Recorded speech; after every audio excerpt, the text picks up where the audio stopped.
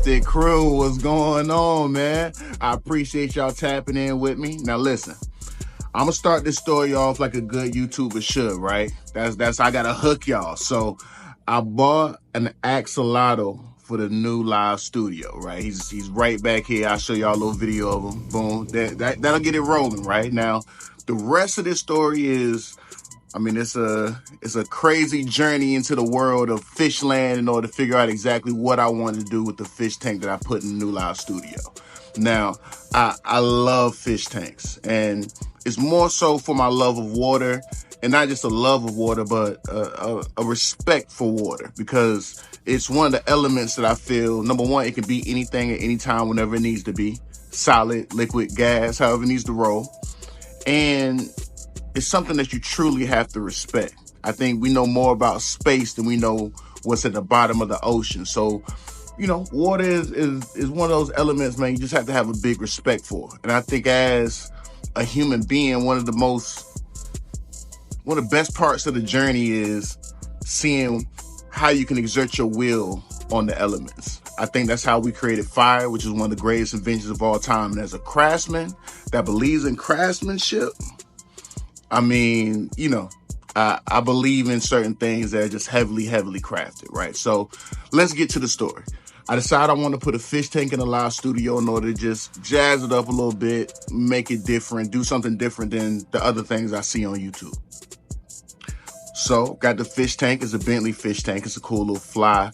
You know, shout out to Tazcrftd.shop. You know, go to the website. We got some different things on there, you know what I'm saying? Some real dope that you might not be able to find anywhere else. But nevertheless, I got the Bentley fish tank and decided I wanted to put some fish in it. So me, the fan bam, wifey, and my daughter, we embarked upon a journey to our local fish store in order to figure out what fish I wanted to put in there. Now, upon doing the research before going to the fish store, I did know that I had axolotls there. My daughter's been talking about them.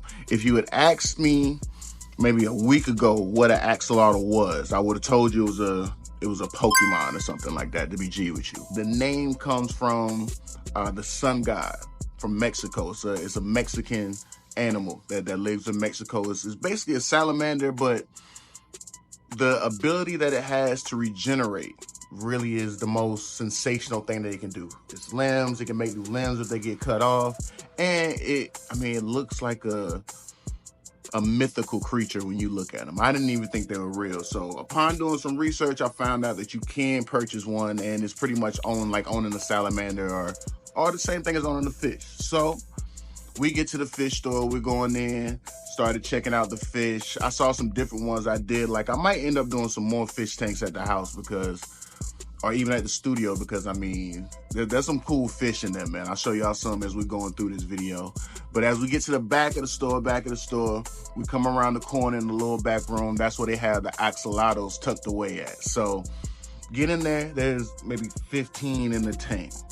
And you decide to talk to the guys, figure out how tough it is to own one of these things, and you know how much upkeep they require, just so I know what I'm getting into. If I'm going to get a pet or get an animal, I definitely want to be able to take care of it and make sure that it's, you know, it's more well off than it would be if it wasn't with me. That's how I feel about everybody that I rock with. If you with me, you're gonna be good. That's why, you know, shout out to the new Axel. He in the fish tank with the Bentley right now, chilling.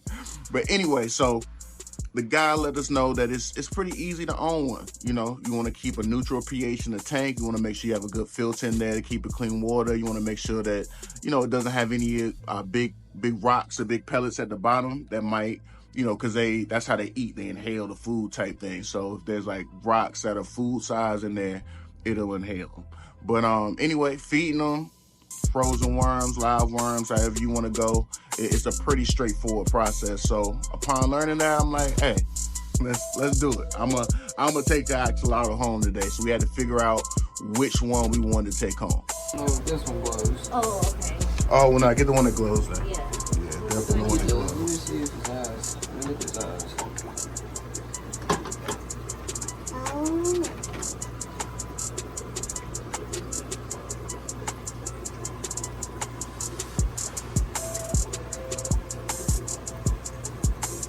Yeah. He's got the same eyes. You want this one? Yeah. You want him? Yeah. Oh yeah, he's got some green in him. You can see it. You can see it now. Okay. So with that one. Oh my gosh. I'm sitting here talking, ain't got no water in the bucket.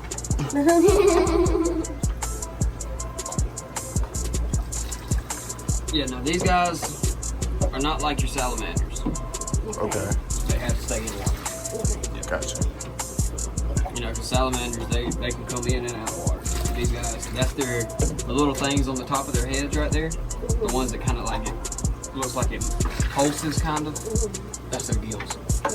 Yeah. Okay. So like the stuff that's sticking out right there, that's his gills. That's how he breathes. All right.